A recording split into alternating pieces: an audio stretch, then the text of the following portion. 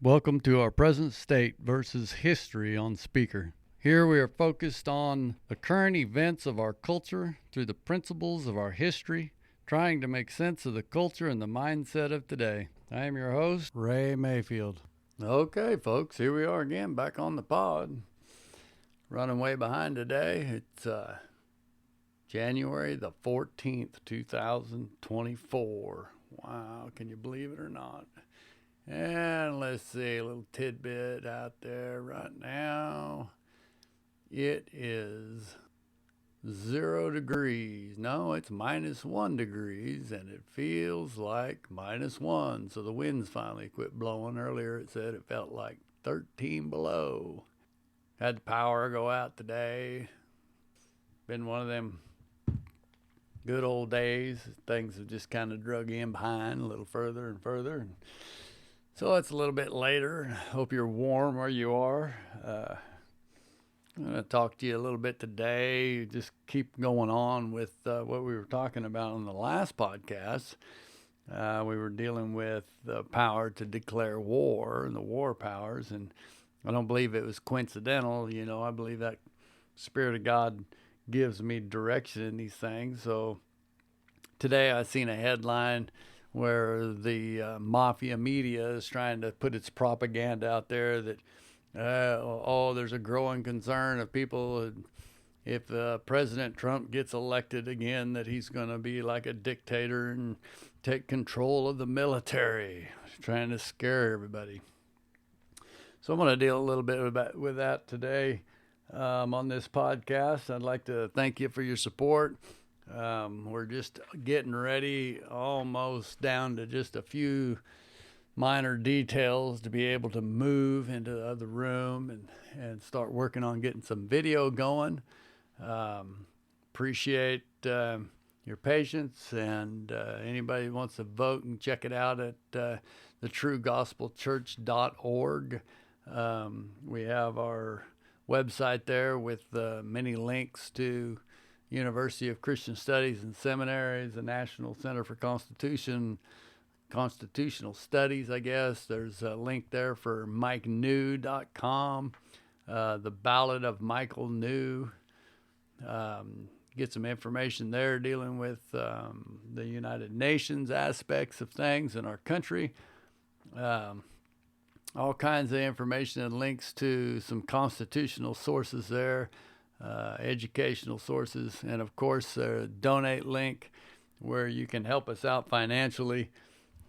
Just a few dollars a month would help us a bunch getting things going. We're trying to buy some equipment and expand our capacities here and see if we can get some more traction going on this. So if you think that what we're doing here is a worthy cause and you want to help us out, please by all means hit those donate buttons and check us out on our present state versus history on Spreaker, which is where you're probably listening to this podcast now. And we have a Facebook page by that same title, our present state versus history. Share that with anybody that you can. Share the link to Spreaker.com. Help us get this word out. That's the biggest thing. Get some traction going. Share with your friends if you believe that the information we're putting out here is worthy of it. We're not trying to play any political, party or any church denomination. I'm just trying to bring relevance to our lives, to the Word of God, and how it all fits into these things like our Constitution and these things that are going on. We have such a twisted, perverted leadership. The scripture warns us about all these things. Isaiah was talking about the sins of Israel in chapter 59. You'll find a place there where it starts out with a verse that everybody wants to quote all the time. It says, "Behold, the Lord's hand is not shortened, that he cannot save, neither is ear heavy, that he cannot hear." And that's the scripture everybody wants to use. But if we read on what he's talking about there, it says, "But your iniquities have separated between you and your God, and your sins have hid his face from you, and he will not hear. For your hands are defiled with blood, and your fingers with iniquity, and your lips have spoken lies, your tongue has muttered perverseness. None call for justice, none any persuade for the truth. They trust in vanity, they speak lies, they conceive mischief, they bring forth iniquity, they hatch cockatrice eggs, and weave the spider's web, that eat the eggs that dieth, and him which crushes breaks out into a viper. So that's not a very positive thing. It's pretty harsh thing, but that is a pretty accurate description of what we've got going on in our supposed leadership in all over this country. It's not just in the government. It's in all kinds of things. We've allowed the perverse people to get in these positions of honor because we've turned them into posts of profit like our forefathers warned us from.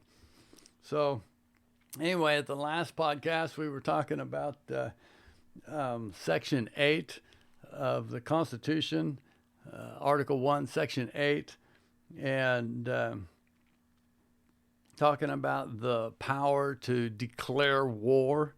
But moving on just a little bit further in that same section, in paragraph 14, actually, the whole section right in there, those paragraphs in there, they're all dealing with the war powers, if you will, but all of that is in Congress. It's not the president.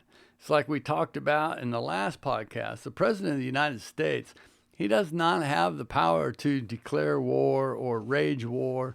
The only thing he has the immediate power to do is rise up in defense against an attack or imminent danger that has oppressed itself. But once that imminent danger has been surpassed or put down, then his authority stops. It's like, I don't know if any of you out there have a concealed carry permit, but they'll teach you in the courses that you go through on the licensing or the permitting, if you will, for the concealed, that you have the right to use deadly force as long as the threat is present. But once that threat has diminished, your right stops. So in other words, if somebody comes at you and they are attacking you with deadly force, and you shoot them in the leg, say, and they turn around and run off, you are done at that point because the danger has ceased. Now, if they turn around again and they start opening fire, now the danger is there again, and you have the right to continue. But if they're fleeing the scene, you cannot chase them down and shoot them, you see. And that's the same principle of our president. If a deadly force or an imminent danger comes to as an attack upon this nation, the president has all power and authority to act swiftly and immediately, because there's no time to go and deliberate or debate the issue. So, but once that imminent threat has been distinguished, then his authority stops and he must go to Congress, and there must be a declaration of war granted by Congress for the pursuit of that aggressor, you see. And it's the same way. And in section 1, Article 1, Section 8, paragraph 14, it says the people of the United States empower Congress to make rules and regulations for the governing of the land and the naval forces. This provision gives Congress the right to dictate the specific rules, regulations under which the land and naval forces of the United States operate. This is the very important provision. It has always been fundamental to the American philosophy that the military is subordinate to the civil authorities. The Constitution made the president and the commander-in-chief, but it gave Congress the power to lay down the regulations and the restrictions under which he would be required to operate. Since the next two clauses have to do with raising up a militia in each of the states, it was important to establish that the federal government is to lay down the rules and regulations by which all military personnel are to be governed. This is the only way uniformity of discipline can be maintained when the militias of the various states were brought together as part of a national military force. And it's no different today. We have our different branches of our armed forces, and it is the Congress that has the power to determine the rules of engagement and conduct. The president can't just go in there and be the dictator and take over the military, because this is not a dictatorship. It is a republic. It's not a democracy. It's a republic. We get this mafia news media of ours with their propaganda, and they're talking about our democracy, and they're talking about all of these false nomers that they use as commonplace terminology, and everybody has just put up with it for so long. But it's time for us to get technical about our vocabulary when we're dealing with things like our Constitution. The president does not have the power to rule over. And besides that, another small point that you might consider is our military is 100% volunteer. We don't force anybody. Yes, we have a draft. Yes, we have the capacity to draft military people into the service and force them to serve if necessary. But we don't use it. There hasn't been a draft for a long time. Why? Because we have a volunteer service of people who sign up. They volunteer. I tried to go a couple of times, but they said I was damaged goods. They wouldn't let me go.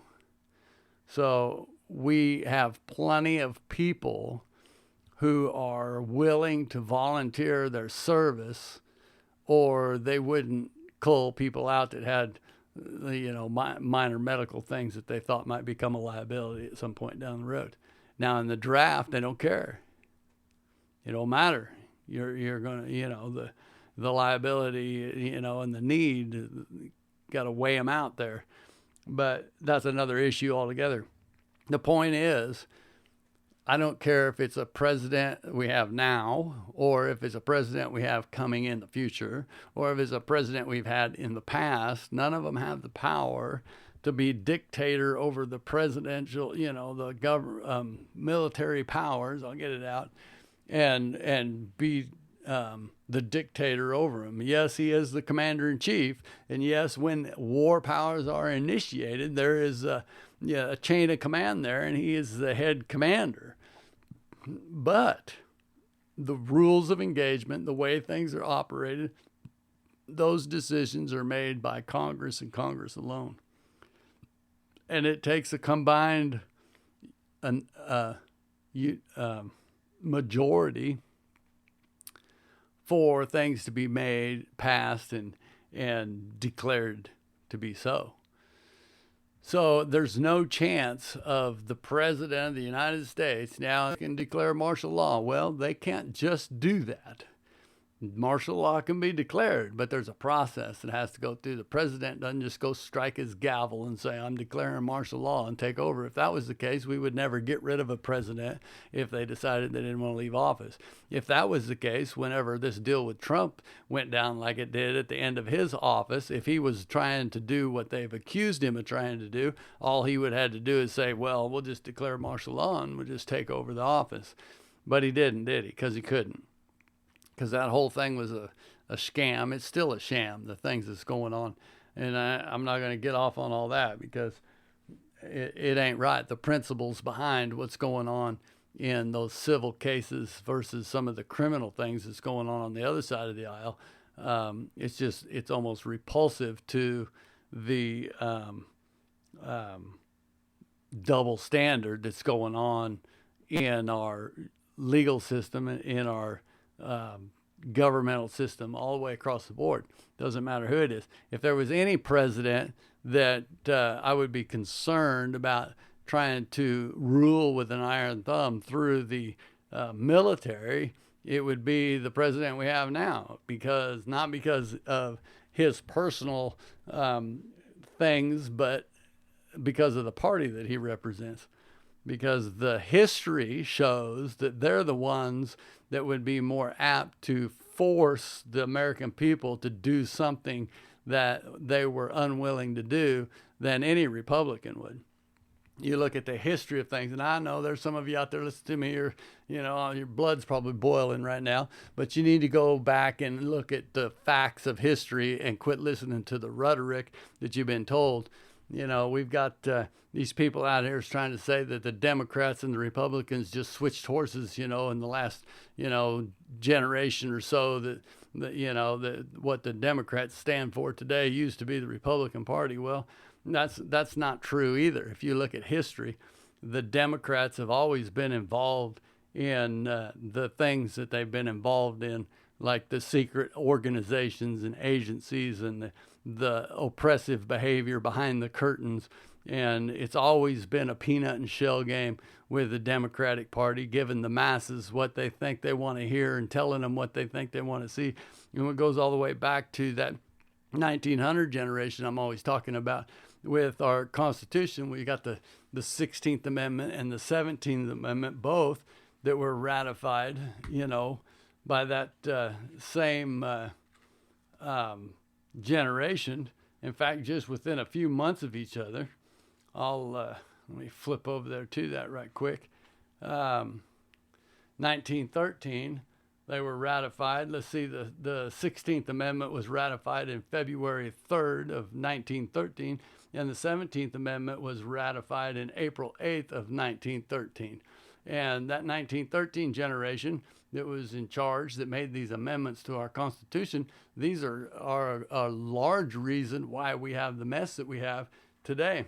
That 17th Amendment, which I've talked about before, is the senators of the states being voted on instead of being elected by the state representatives, and now we have a senators body that is corrupt to money and special interest groups and all those things, same as the elected representatives are subject to. See, and so we no longer have a house that is representing the good or the sovereignty of the states. The whole purpose of the Senate was to have the senators elected by the state representatives so that they would be there to defend the sovereignty of each state.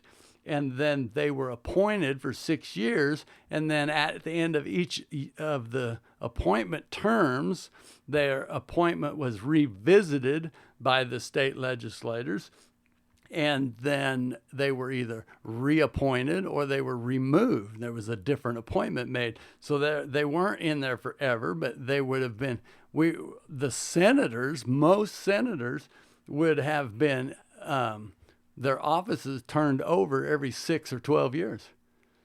We talk about wanting to term limits on things. Well, that right there limits their terms, because they said, well, they're appointed and then they're in there for life. No, we got these guys in there for life now. We didn't have those problems before because they were appointed, and if they weren't doing a good job, then their appointment was recalled. And then they were revisited every term that the representatives came through. See, so the representatives were voted on by the people of the states, and then their job was to appoint good senators to go to the federal government to represent that state and protect its sovereignty. So you had the House of the people and you had the House of the states, and those two houses worked together to keep harmony, because the states of this union are supposed to be sovereign and stand up for what they believe is right in the people that live in that state. It goes back to all these social programs that were put in place by that 1913 generation that should be all revoked.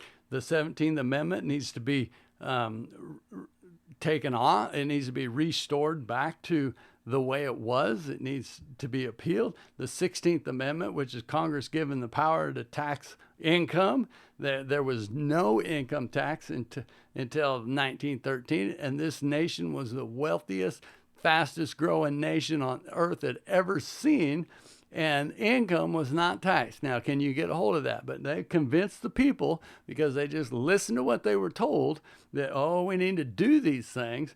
And now we have a train wreck, see, because these things have started falling apart. If we would go back to the 17th Amendment, the way it was originally written in the Constitution, with those senators being appointed, and we would go and amend the Constitution with the Jefferson Amendment that he's tried to get pushed through, which was basically oversight of the judicial body in the Supreme Court, and restore the order to our Supreme Court and set the federal courts back in a business of dealing with the matters of the federal government, and the state Supreme Court back in the matters of dealing with the states like it's supposed to be. Then we would have those two things put back in order, and those two things by themselves would make great changes to this country. Within 12 years, we would have a completely different Senate, I believe, and I believe that we would have lots of the corruption in the federal government be overturned, and these endless rules and laws that have been in place by our federal government, where they have continually encroached beyond their authority that was never given to them, they would be settled back into the place that they need to be. Because as our forefathers said, any problem that can be settled at the very lowest form, that is where the problem needs to be solved. And the lowest form of government is the family, mother, father, and children. And when you can solve the problem there, then no form of government outside of the government of that household needs to be involved, and so on and so forth. These are the laws that were established this country to put it together. These are the things that put this country on the footing that made it the absolute fastest, most powerful machine ever turned loose within the American history. And if you go back and study your history, you will find that these things were moving and taking place, and that when they started changing these laws, these amendments in our Constitution, and it gave them power to be influenced and move these positions of honor into posts of profit, and we started seeing corruption, and this machine started slowing down, and it's not doing near what it could be today.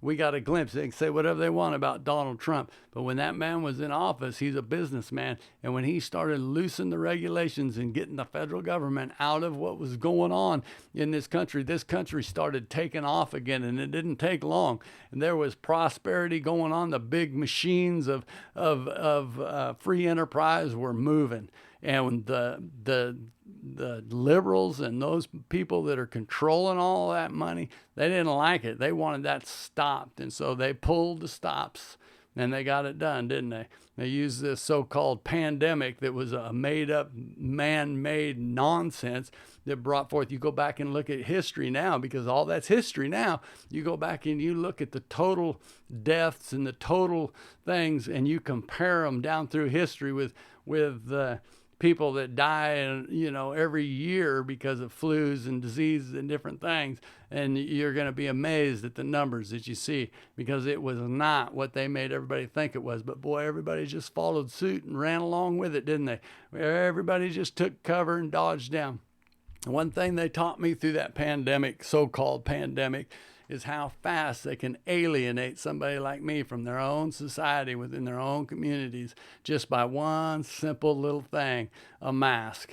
Oh, you got to wear that mask, because this boy wasn't putting it on, and he never wore it. But I guarantee it put a bullseye on my back just that fast. People that I thought were going to stand up for the right thing because it was the right thing to do, they caved in. Very few that I know that I thought would stand, stood. And that, my friend, ought to tell you something about the state of our society in this nation. We have got to quit listening to the propaganda machine. We have got to start doing our own research. There is no president of the United States of America that has the legal power and authority to step up and take our military as a dictatorship and use it against its people and take over this country like some ruler of king, because there's no legal place in his mechanism for that. Just because he has a title, commander-in-chief, does not make him the all-seeing God. We have one God. His name is Joshua HaMashiach, Jesus the Christ. And that God is the God of this universe, the Son of God, who rules and reigns and shall return. He's coming back for a body that's moving and doing the things that he said to do. He's coming back for a body that is prepared for what he has prepared for them. And he's coming back in a place of authority to set all these governments and in order to where they are supposed to be. And he will set on the throne of all these governments, the King of Kings and Lord of Lords. But we're going to see all these things the Bible prophesied coming to pass. So don't get all shook up about it. Have the peace of God, but don't listen to the nonsense. Make informed decisions. Vote for who you know is going to do the best job for whatever the position it is they're running for. And stand firm for the principles. And I can see that I am way out of time again. So I hope you're warm. I hope you're staying warm. It's going to warm up about Tuesday, it looks like. Monday's going to be another cold day. But until then, stay warm and have a wonderful day until I meet you again on the pod.